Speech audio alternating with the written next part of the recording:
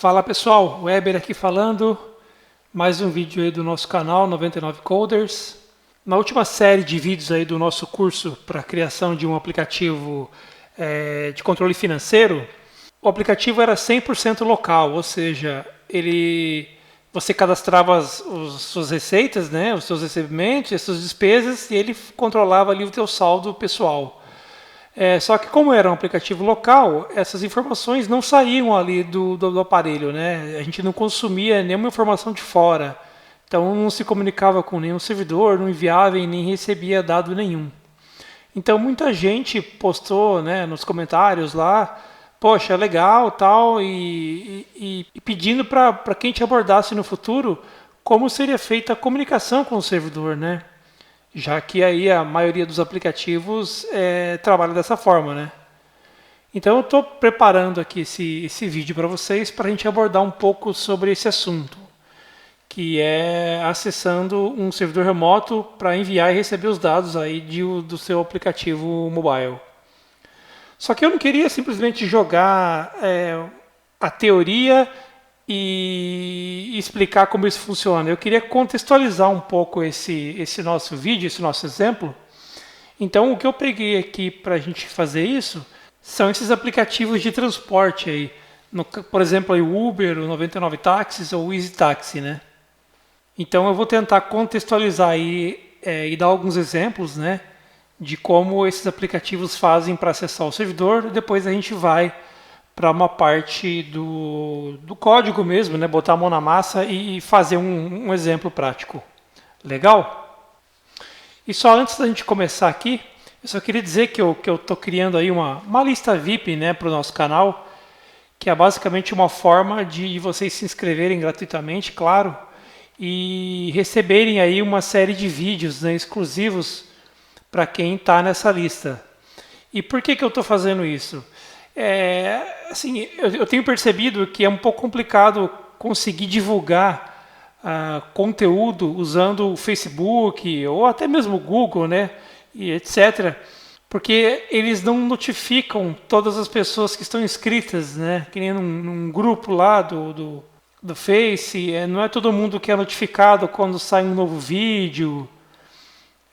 Fora isso, eu também, deixando o meu blog e os conteúdos 100% dependente de uma plataforma dessa, eu não consigo ter controle disso. Então, se daqui a um tempo, sei lá, por algum motivo o YouTube tira o meu canal do ar, eu perco essa comunicação com vocês, né? Eu não consigo divulgar os novos vídeos, eu teria que começar praticamente do zero de novo.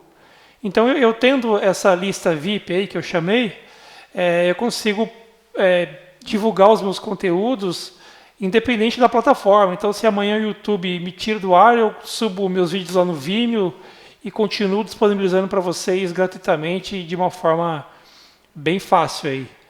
Então, peço para vocês acessarem esse endereço aí, vip.99coders.com.br, deixem lá o e-mail de vocês para receber aí esses conteúdos exclusivos. Prometo que assim como eu detesto spam, também não vou mandar spam para vocês, é mais para a gente divulgar mesmo esses conteúdos. Legal? Aí eu queria falar um pouco para vocês sobre o DataSnap. Mas antes, eu queria pedir calma. Por que calma? Porque assim, eu não gosto de DataSnap, eu não uso DataSnap. Vou explicar para vocês aqui alguns pontos, né, que eu acredito, mas assim, sempre lembrando que é só a minha opinião, eu não sou o dono da verdade, então fiquem tranquilos aí, se você usa o DataSnap, está tudo certo, não tem problema nenhum. É só que eu não uso, eu não gosto, e vou explicar para vocês aqui alguns dos motivos, né? Bom, primeiro que eu não tenho conhecimento disso, né? Se vocês souberem, por favor, comentem aí, né? E assim a gente vai bater uma bola a respeito disso, mas os grandes aplicativos do mercado não usam o DataSnap, né? Nenhum desses aí, Uber, 99, Táxis, Easy Taxi, Twitter, Facebook, enfim, nenhum desses grandes, né, aplicativos grandes mesmo, não usam o DataSnap. Eles têm lá uma estrutura própria deles e não utilizam uma tecnologia como essa. Um dos motivos que eu acho que questionável a performance, né? Será que ele conseguiria dar conta de um volume tão grande de tráfego de dados como esses aplicativos precisam, né? Então, imagina o tanto de requisições por segundo que um Uber da vida aí tem. Então, como eu não tenho conhecimento suficiente profundo de DataSnap, eu questiono a performance dele. Então, nos meus aplicativos comerciais e até nas startups que eu já ajudei a fundar, a gente nunca usou DataSnap, a gente sempre optou por uma outra alternativa, né? Outro lance é se ele é escalável facilmente. Então, quando você está fazendo um pitch para um investidor que quer investir na sua startup, uma das coisas que o cara vai te perguntar é: tá, mas amanhã, se a gente duplicar, triplicar o volume de acessos ao nosso aplicativo, né, ao nosso site, a tua estrutura vai estar pronta para isso? Ou o quão difícil vai ser eu aumentar essa estrutura para dar conta desse novo tráfego, né? Então, essa é uma questão bem importante, né? Se ele é escalável facilmente. E eu, como não conheço profundamente o DataSnap, não sei te dizer se dá para escalar isso de uma forma fácil e rápida, né? Uma outra coisa também seria a mão de obra, né? A gente tem que ter uma mão de obra muito específica para isso, né? E assim, eu não conheço muita gente realmente especialista nisso. Então você imagina o teu aplicativo rodando lá com 50 mil usuários pagantes, rodando no dia a dia. De repente você tem algum problema específico lá numa rotina da DataSnap. Você vai fazer o quê? Para quem que você vai ligar? Você tem suporte disso ou não? Então, usando outras tecnologias aí como PHP, .NET, enfim, uma cacetada de outras coisas aí, o mercado já é um pouco mais fácil de você conseguir encontrar mão de obra específica para te ajudar com isso, né? Ou até para contratar funcionários para trabalhar para você, para trabalhar no seu projeto.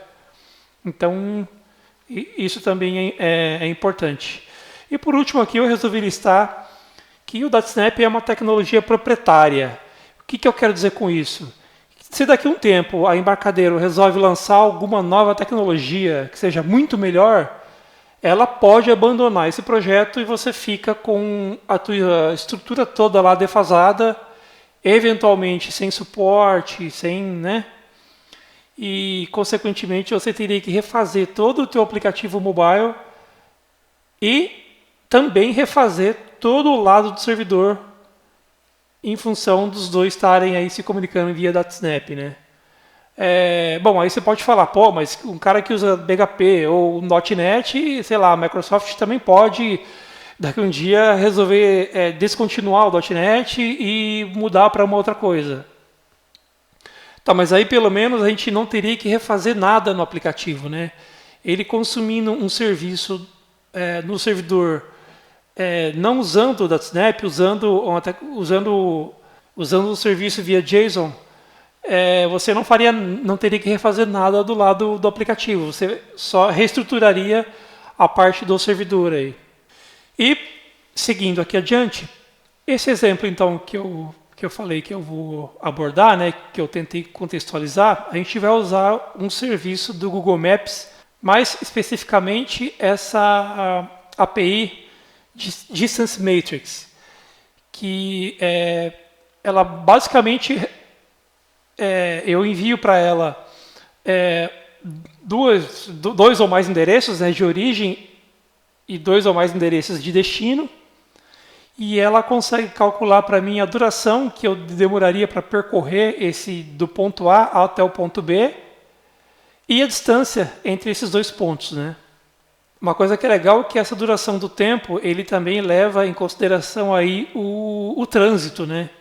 Então é um negócio bem legal. Também eu consigo optar para que esse cálculo seja feito através de vários modos de transporte, né, de carro, de bicicleta, a pé, transporte público, enfim, de várias maneiras, né? E, como eu já disse ali, ele consegue prever a duração entre o deslocamento em função do tráfego. Isso com base no histórico que ele tem daquele horário, né, que você está fazendo a consulta, ele consegue prever o trânsito e calcular com um pouco mais de precisão o tempo que você demoraria para percorrer aí do ponto A até o ponto B. Então, uma chamada para um web service desse do Google, nesse nosso exemplo, ele retornaria um JSON parecido com esse que a gente está vendo aqui. Então ele retorna aqui alguns pares, né? No caso aqui o destino, a origem, o rows, né, que ele chama de rows, e o status. Então a origem é basicamente o meu ponto de origem, né, de onde eu estou querendo partir. No exemplo aqui eu coloquei Campinas, São Paulo, Brasil. E o destino eu coloquei simplesmente São Paulo, SP Brasil. Poderia colocar um endereço específico em Campinas e um endereço específico em São Paulo. E aí ele me devolve esse JSON aqui. Basicamente o que ele me diz aqui. Então ele me devolve status ok, quer dizer, a busca retornou, a busca é válida, né? Conseguiu retornar os dados para mim, está tudo certo. E dentro de rows aqui, ele me devolve os elementos aqui, elements. O que ele me diz aqui? Então ele me devolve a distância no formato texto, né, ali, 98,9 quilômetros, e me devolve o valor, ali, o value em metros. Então 98.889 metros. Também me devolve aqui a duração. Então no formato texto ali demoraria 1 hora e 18 minutos, com base nesse momento que eu fiz a consulta, né? E ali no value, ele me devolve o tempo em segundos para eu fazer esse deslocamento. Então, 4.703 segundos, que daria ali 1 hora e 18. Uma coisa que é legal lembrar é que essa licença do Google Maps, ela é gratuita, né? Se o seu aplicativo não é pago, né? Ela é gratuita, você pode usar quanto quiser, é só se cadastrar lá no... Eu vou deixar depois os links aqui. É só você cadastrar, ativar essa API lá no Google, ele vai te fornecer uma key lá, uma chave para você usar no seu aplicativo, você usa tranquilamente, não tem custo nenhum. E já se o seu aplicativo é pago, como o Uber, o 99 e o EasyTaxi, aí, você tem uma taxa que você paga. Aí tem várias formas de comercialização, aí conforme usa, tem uma taxa anual, tal. Aí para ter mais detalhe disso, eu teria que entrar em contato com o Google aí para saber as formas de comercialização. Mas é só importante saber que existe essa restrição aí. Então, seguindo, na prática, o que esses aplicativos fazem? Então, eles te pedem ali na telinha uma origem, que geralmente ele já calcula automaticamente onde você está pelo GPS do teu celular, já preenchem ali a origem automaticamente e pedem para você colocar o destino. Com base nisso, eles vão, como já foi dito, calcular a distância da sua origem até onde você quer ir, vão calcular o tempo estimado e com base nessas duas informações, distância e tempo, cada um deles tem lá uma fórmula mágica em função de uma série de coisas e vão te calcular o preço da sua corrida. Então, o Uber tem lá, se tem muitas chamadas para corridas e poucos motoristas, tem lá o preço dinâmico que ele chama. Então, ele multiplica lá por 2, por 3, enfim. Usam vários critérios para chegar aqui no valor da corrida. Então aí, no caso, cada um aplica a fórmula mágica aí do seu negócio. Né?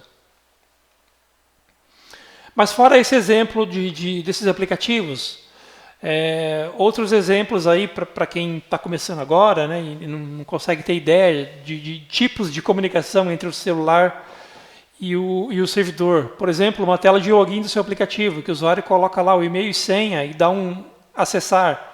Basicamente, o que a aplicação faz é pegar esses dados de login e senha, manda para um web service lá no servidor dizendo: esse usuário e senha é válido, posso deixar ele entrar? E esse web service vai te devolver um OK ou uma mensagem de erro para você exibir para o teu usuário. Por exemplo, a consulta de um pedido de venda. Então você coloca lá o número de pedido, uma aquisição vai até o servidor, consulta aquele pedido e devolve os dados dele lá, o cliente, a data, os produtos, etc. Por exemplo, o recebimento de uma lista de clientes. Então, imagine que você tem lá um aplicativo de vendas. Toda vez que você entra no aplicativo, você pode querer atualizar a sua listagem de clientes para um banco de dados local do seu aplicativo, para que ele funcione sem acesso à internet. Então, você consegue solicitar para o seu servidor uma lista de clientes para você poder cadastrar nessa base local aí do seu aplicativo.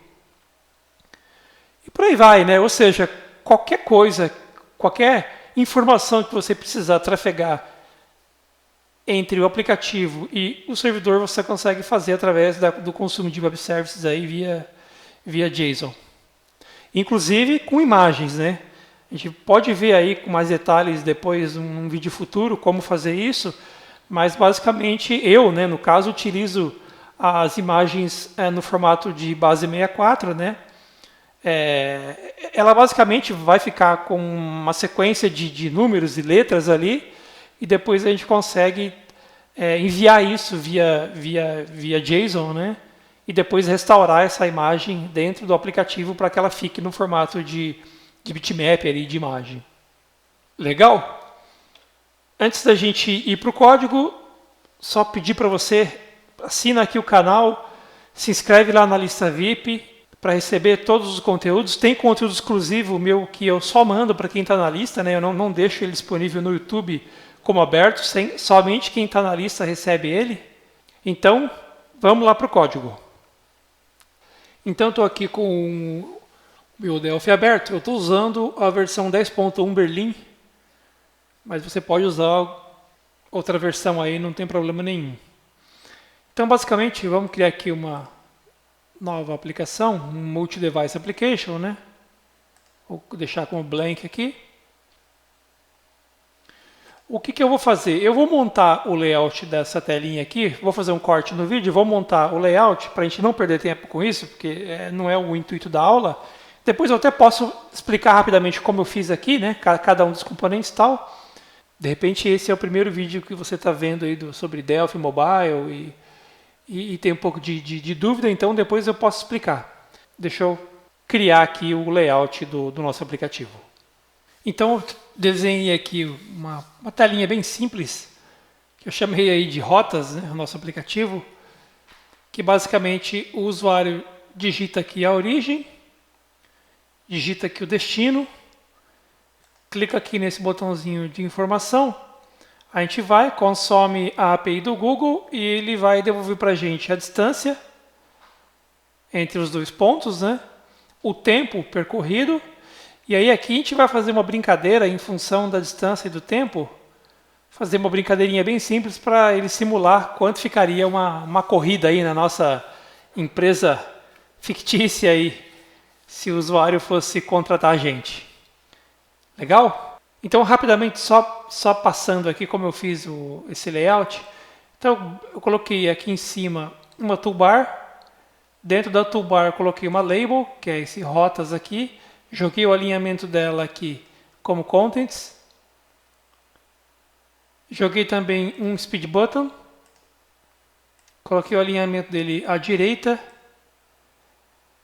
Aqui na style lookup coloquei info to button, que é esse íconezinho de informação aqui. E coloquei também o que icon tint color, coloquei como white, para ele ficar com a fonte branca aqui. Depois joguei um layout na tela, coloquei o alinhamento dele como client, para ele ocupar a tela toda. Joguei uma margenzinha na esquerda, na direita, em cima e embaixo aqui. Aí dentro desse layout eu joguei um label alinhado ao top, um edit alinhado ao top também, com a margem inferior dele aqui como 30, para dar esse espacinho para o próximo label aqui. Então aí outro label, um outro edit, uma margenzinha um pouco maior, mais dois labels. Todos esses caras aqui alinhados ao topo, né? E depois um outro label com outra fonte aqui, alinhado como bottom, para ficar alinhado para baixo. Então, se a tela do celular é um pouco maior ou um pouco menor, só para não ficar aquele espaço em branco embaixo. Então, ele fica responsivo assim, né? E aí, dentro da label, eu coloquei outra label. Então, percebam aqui na estrutura que essa segunda label aqui, a label set, ficou dentro da label valor. E essa label aqui, coloquei margem bottom dela de 10. Só para ela ficar um pouquinho abaixo do preço aqui. Então, basicamente, esse é o layout que eu criei. Mas vamos para o que é importante aqui. Vamos calcular aí o valor aí da nossa corrida. Então, eu vou dar um duplo clique aqui no botão calcular. E a URL do nosso serviço do Google Maps é essa daqui. Deixa eu deixar ela aqui. Vou quebrar ela em duas linhas para a gente conseguir ver aqui o que está acontecendo.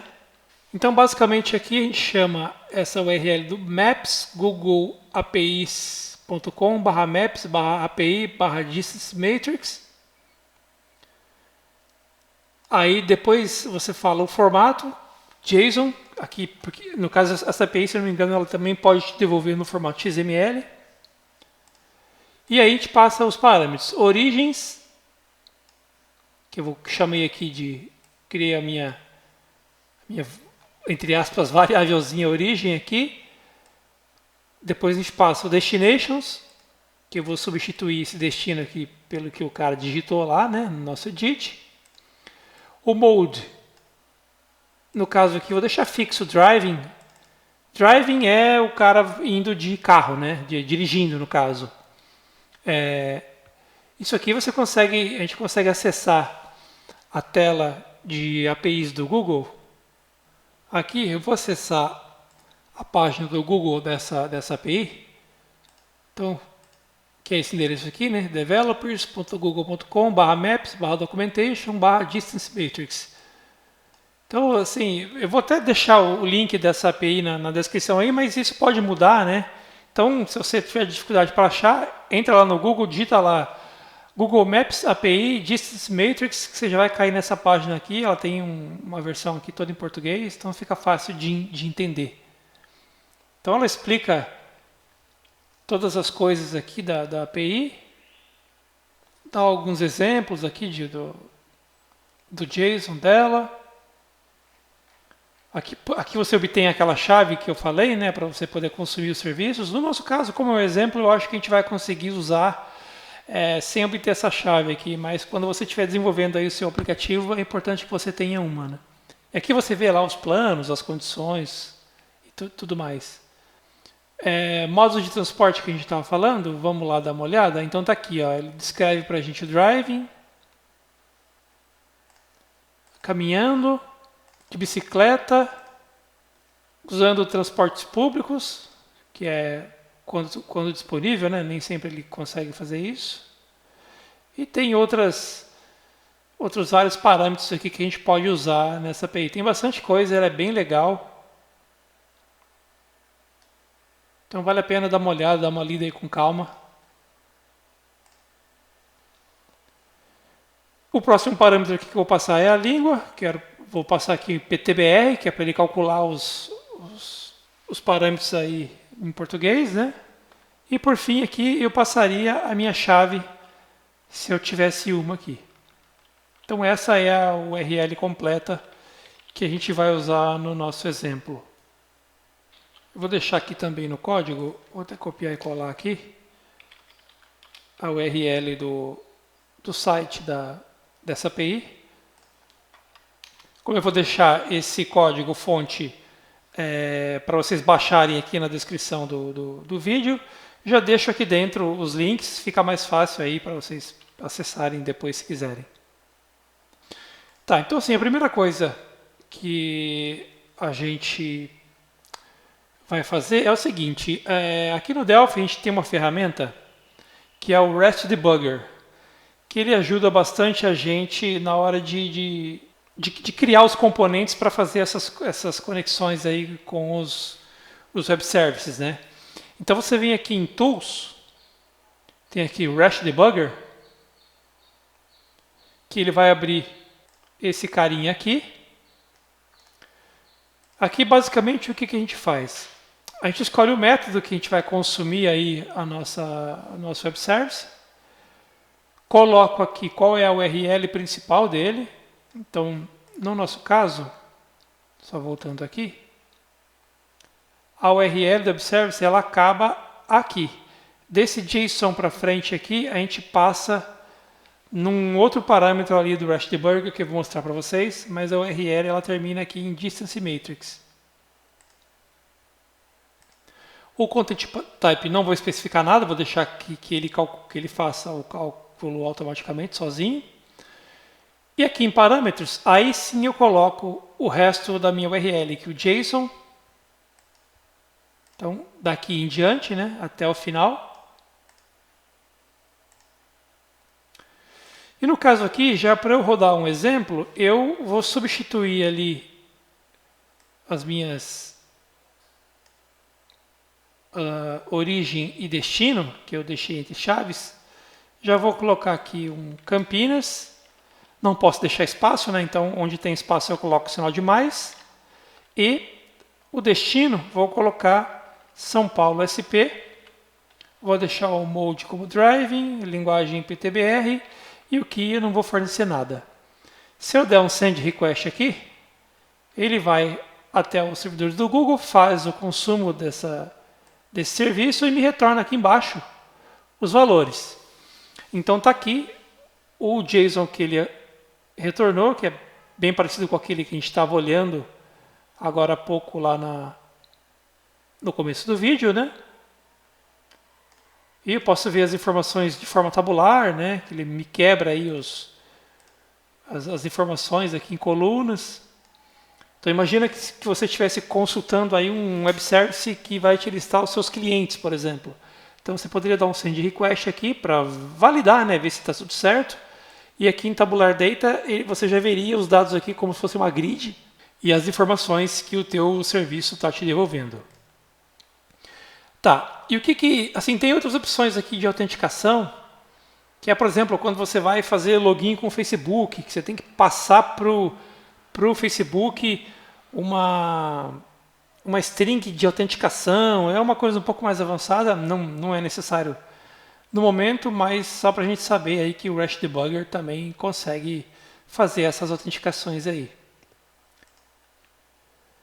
Então aqui, um negócio legal é que aqui, ó, eu venho aqui em copiar os componentes, e se eu voltar aqui no meu Delphi,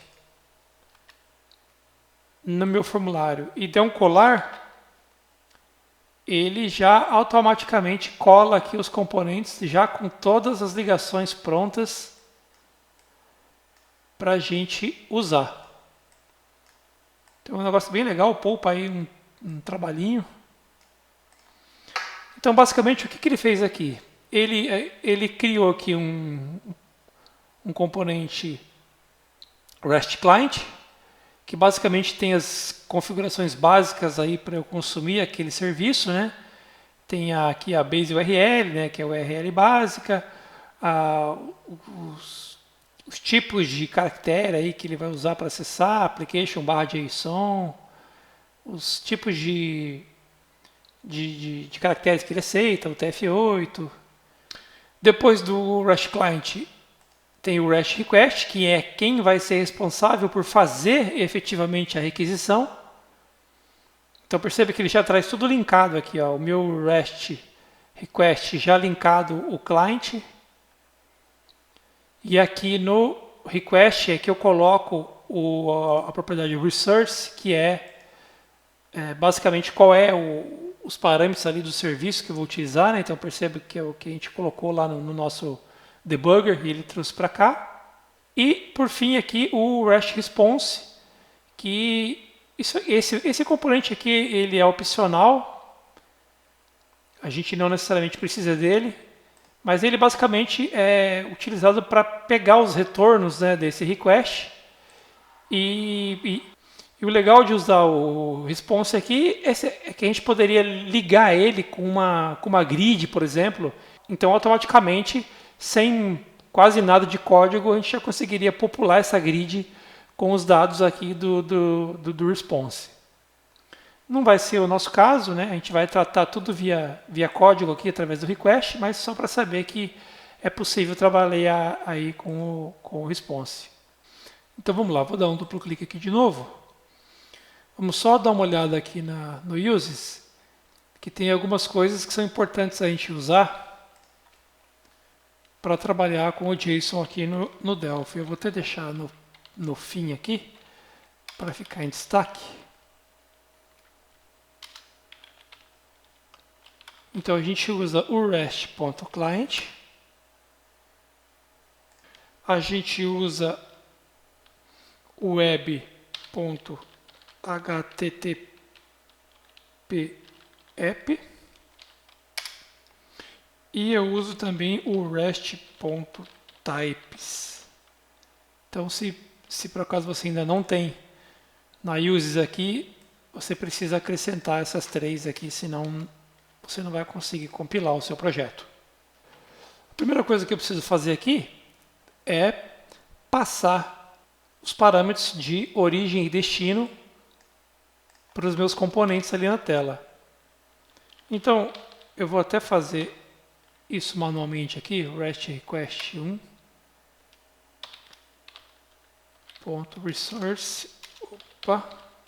.resource recebe. E aí eu vou copiar aqui esse danado, só para ficar na tela aqui a gente vendo o que a gente está fazendo. Então estou jogando a propriedade resource novamente para ele aqui. Aqui onde está Campinas, São Paulo, eu vou passar, eu vou passar aqui. Eu vou acrescentar aqui origem e vou acrescentar aqui entre chaves destino. Aí o próximo passo é usar esse código aqui, passar esses parâmetros, né? params.add url segment e passo aqui que o meu parâmetro origem vai ser lá o meu edtorigem.text e a gente faz a mesma coisa para o destino aqui. Destino.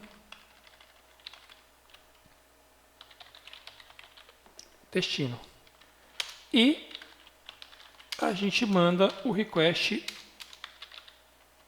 executar e consumir o serviço. Depois de executar, como eu faço para pegar o JSON de retorno que esse request vai me retornar? Então, request1.response.jsonText. Então, esse cara aqui é aquele JSON que a gente viu lá no começo do vídeo. Então, é com ele que eu vou trabalhar. Por isso que eu não preciso desse componente aqui na tela, o REST Response, porque o próprio request já consegue me devolver o retorno do JSON. Vou deixar ele comentado aqui. Tá, então, mas para eu manipular esse retorno, eu preciso criar aqui algumas variáveis para tratar esses objetos JSON aí. Então, o primeiro deles, eu vou chamar aqui de retorno. Ele tem que ser do tipo T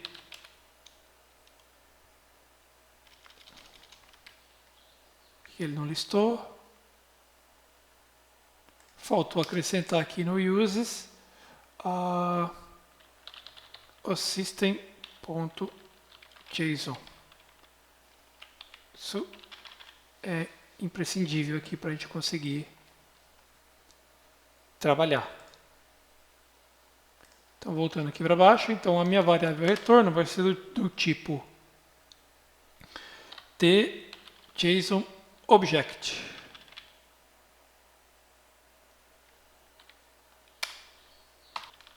Legal. Então eu faria meu retorno recebendo o REST.response.JSON value aqui.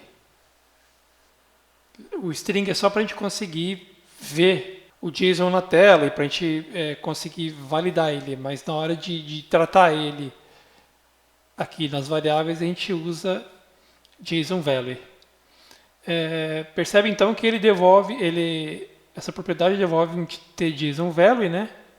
E a gente tem que converter em JSON object. Muito bem, então a minha variável retorno já contém todo aquele JSON de retorno lá do nosso web service. Vocês lembram que um dos retornos lá do nosso serviço é o status. Deixa eu trazer de novo aqui na tela. Aqui, esse último parâmetro aqui, status. Então, sempre que ele é ok, quer dizer que a consulta foi feita com sucesso. Então, a gente tem que tratar esse cara. Então, eu poderia fazer algo do tipo, se o meu retorno ponto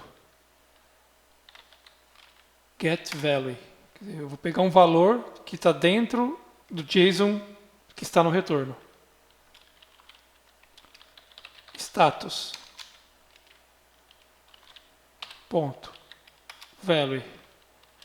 For igual a OK. Então eu faço aqui meu código. Ou melhor, vamos tratar, se for diferente de OK, a gente já dá aqui uma mensagem para o usuário.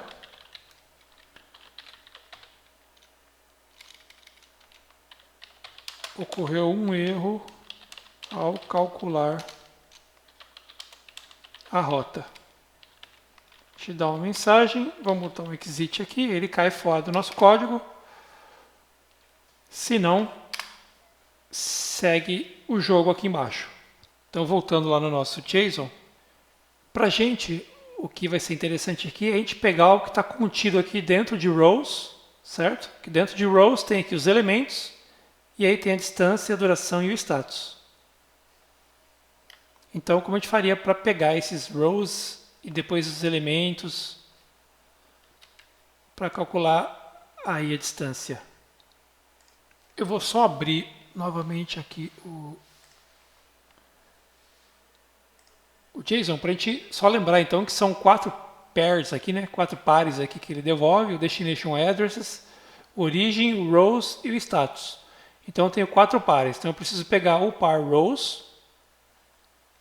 Assim, é importante sempre que você for consumir um web service, você entender o JSON que ele te devolve, que aí fica tudo mais fácil. Então eu pegando esse pair aqui, rows, eu estou vendo que dentro dele eu tenho um array. Como que eu sei que é um array? Porque tem esse colchete aqui, ó. Então abri um colchete lá em cima e fechou. Então isso aqui é um array. Ou seja, aqui dentro eu poderia ter uma lista de resultados, né? A mesma coisa aqui na origem e no destino, ó. Então ele também aqui é um array. Aí você vai falar, pô, mas por que é um array se é um único valor? É porque esse serviço do Google, ele me permite que eu passe várias origens e vários destinos e ele já faça o cálculo tudo de uma vez, em uma única chamada, e me devolve aqui diversas rows, né, com os resultados da distância e duração, enfim, numa única chamada. Então, por isso que ele definiu, por isso que ele trabalha com esses arrays aqui. Mas voltando, então, eu tenho um par aqui, rows. Dentro desse par rows eu tenho um array. Então, voltando lá no Delphi, eu preciso primeiramente pegar esse par rows aqui.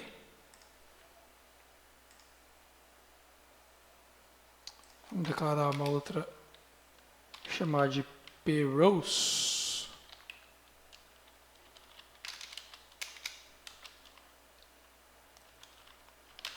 Que é do tipo tJSON pair. Então eu venho para cá, pair rows recebe o meu retorno, sempre vou trabalhar com ele, ponto get E aí o nome do meu par lá, que no caso é rows.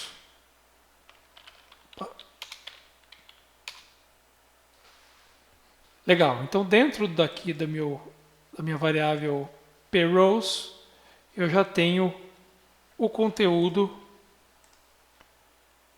aqui do elementos.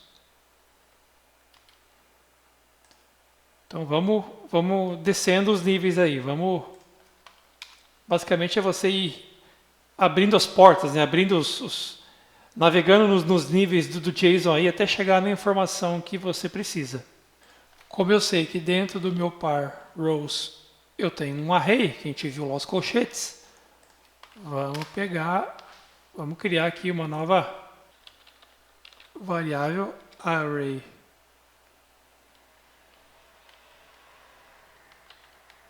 Rows, que é do tipo de JSON array. Então, dentro do meu par rows, eu preciso pegar o array elements. Então, eu faço array rows, recebe o meu par rows, vou deixar por causa do tipo dos dados aqui, mas é meu par rows.json value as, como eu sei que ele é um JSON array, eu simplesmente faço a conversão aqui. Legal, então agora o meu array aqui já tem os elementos ali do nosso JSON. Seguindo aqui no nosso JSON, então já dentro do array rows aqui, eu tenho a abertura de um novo objeto aqui. Essa chave abriu um novo objeto. Então, vamos lá pegar esse primeiro objeto aqui. Vou chamar de objeto rows. Já que eu já tenho o par rows, vamos chamar de objeto rows aqui. Que é do tipo de JSON object.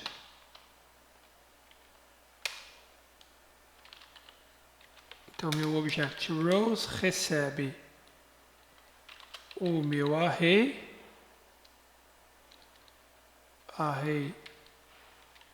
rows, ponto. Como eu sei que ele só tem um item dentro dele, que é o item elements, eu pego o item 0, que é o primeiro item, as JSON object. Legal. Então já tenho aqui esse objeto aqui. Então eu sei que dentro desse objeto eu tenho um outro, tenho o elementos que tem um outro array. Só que dessa vez o que a gente pode fazer é, em vez de pegar o objeto elementos, que é um pair, né, que é como esses outros 4 aqui, ele também é um pair. Eu posso acessar direto a propriedade, pular aí algumas etapas. Então vamos criar aqui um novo array, que é o array dos elementos, vamos chamar de array de JSON array. Então eu faço array recebe o meu object rows ponto get value elements, acho que é assim que escreve, elements as the JSON array. Eu poderia ter criado um outro pair aqui, né, para pegar ele. Eu faria dessa mesma forma, criaria um outro pair, chamaria de pair elementos, pegaria ele dessa mesma forma aqui, que a gente pegou aqui em cima, um pair elements, e aí depois de pegar o pair elements, que a gente, para pegar o O pair a gente usa o get. Só que aqui o que eu posso fazer eu já estou indo direto. Então, como eu sei que embaixo dele já tem um array, que é o que aconteceu aqui também, eu já estou indo pegar direto o array aqui. Então eu faço all rows, ponto, em vez de get, que eu não quero pegar o pair, eu pego get value, que eu já pego o elemento que está dentro do pair. O array, no caso, né, que está dentro dele. Então eu quero o array elements.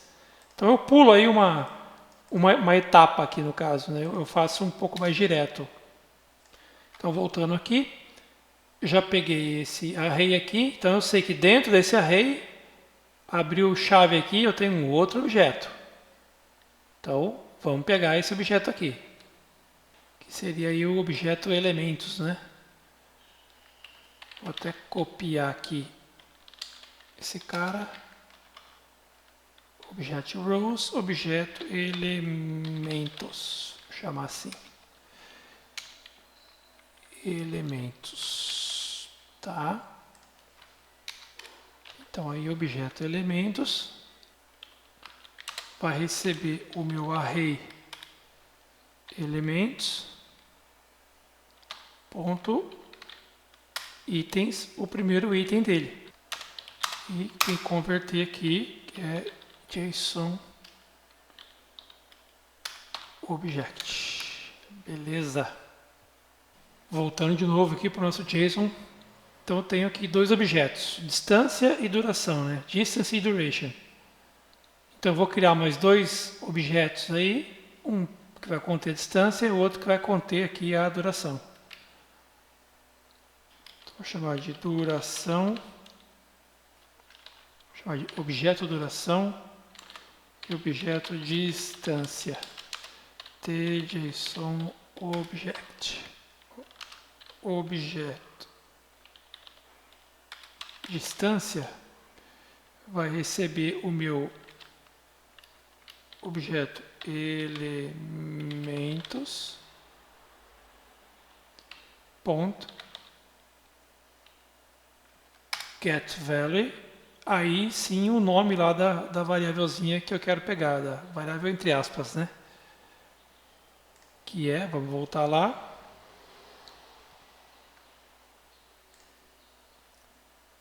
distance e duration.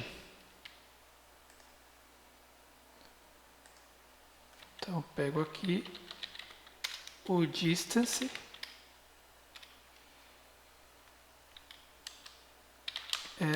stJSON object e faço a mesma coisa com o objeto duração. O objeto duração recebe o getValue duration. Então percebe que a gente está chegando perto lá dos valores aí que a gente precisa. A gente já chegou a pegar esses dois caras aqui. Aí basta pegar agora os valores de text e value de cada um deles. Agora sim a gente consegue pegar então, chama aqui de distância string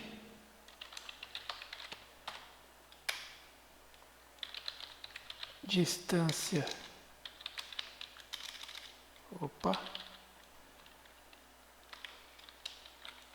inteiro, né? Que é basicamente aqui o distância string é o 98,9 km e o distância como inteiro é aqui os metros, 98,889. E já vou aproveitar e fazer a mesma coisa tanto para distância quanto para duração. Então tem uma duração string aqui e tem uma duração inteiro. Então aqui por fim eu pego o meu distância string, vai receber o meu objeto distância ponto getValue. Eu já esqueci o nome lá, é text e value. Então aqui é text, faltou o ponto value aqui, isso, string. E o meu distância inteiro é o meu objeto distância ponto get value, aí ele chama de value lá, propriedade lá, ponto value, que é string, vamos converter para integer. Vamos fazer aqui a mesma coisa com a duração. Duração. E o meu objeto duração aqui. Vamos só garantir que os nomes são iguais nos dois. Então, distância, duration, ambos são text, ambos são value.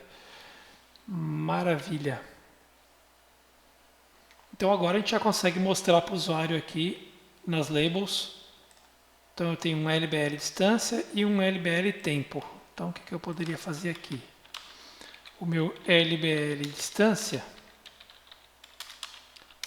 ponto text, eu vou mostrar eu vou escrever, na verdade, distância e vou concatenar ali com a minha distância string. E faço a mesma coisa com a minha label tempo. Label tempo, chamei de tempo, isso.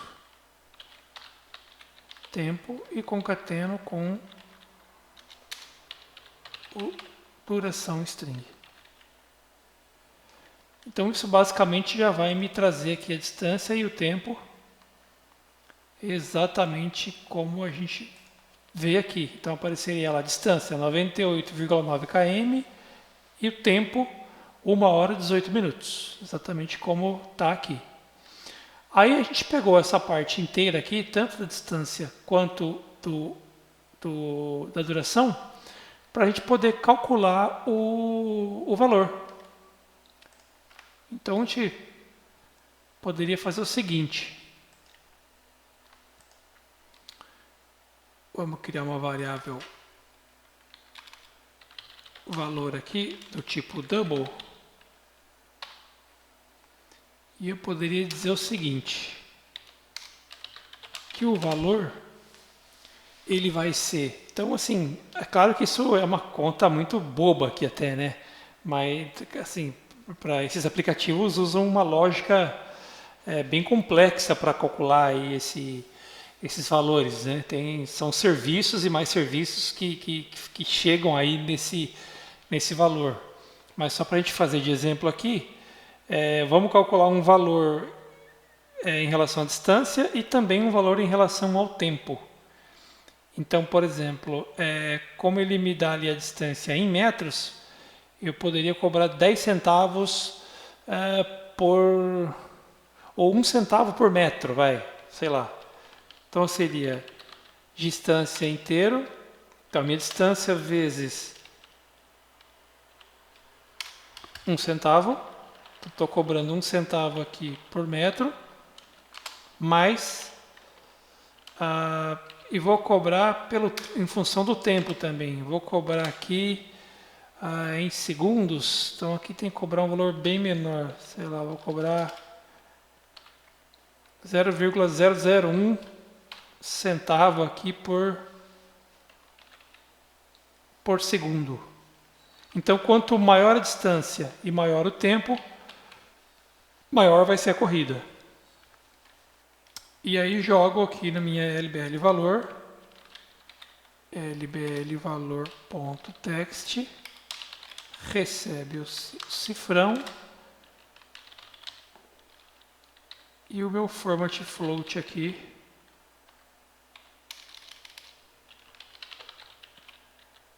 pode ser com essa formatação aqui.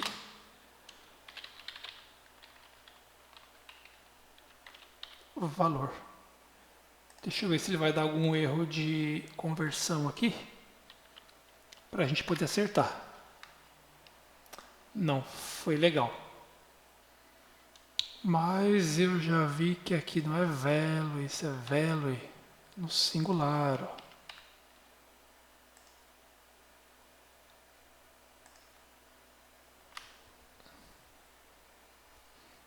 Legal? Então vamos agora rodar aqui no nosso aparelho para ver como que vai ficar aí essa aplicação.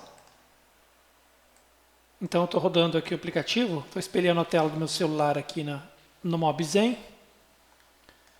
Vamos digitar aqui a origem, sei lá, Campinas, São Paulo, e o destino São Paulo SP. Vamos apertar aqui para ele calcular. E está aí o cálculo. A distância é 98,9 km, o tempo 1 hora e 18 minutos. O que é interessante é que antes de eu executar ele aqui pelo MobZen, eu rodei ele um pouco antes agora, que foi um pouco mais próximo da hora do almoço, e como o tempo mudou, os valores aqui já eram diferentes. Então isso aqui fica bem dinâmico em função do trânsito, né? Pode ser que, se a gente apertar novamente, talvez ele mude, mas apesar que é pouco provável porque o tempo foi curto. Mas vamos fazer aqui um outro exemplo. Vamos de Campinas.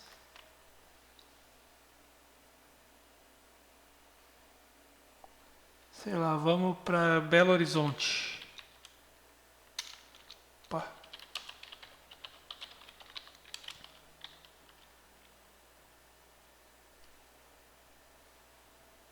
Vamos dar um calcular aqui. Então já são 579 quilômetros e vai demorar 6 horas e 50. E tá aí o custo um pouco salgado para ir de Campinas, interior de São Paulo, até Belo Horizonte, Minas.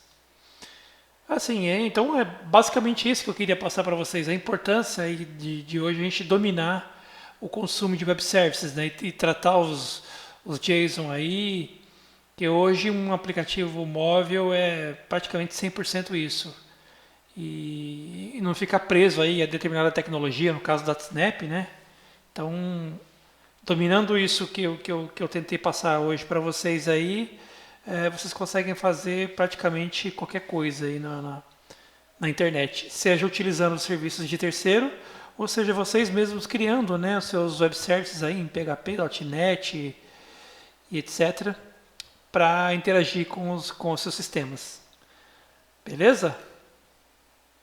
Então fica aí, mais uma vez, pedindo para vocês entrarem para a lista VIP lá, né, para receberem os materiais do blog e também para se inscreverem aqui no canal, né, para sempre que sair um novo vídeo vocês serem notificados aí. Tá legal? Então um abraço pessoal aí e até a próxima.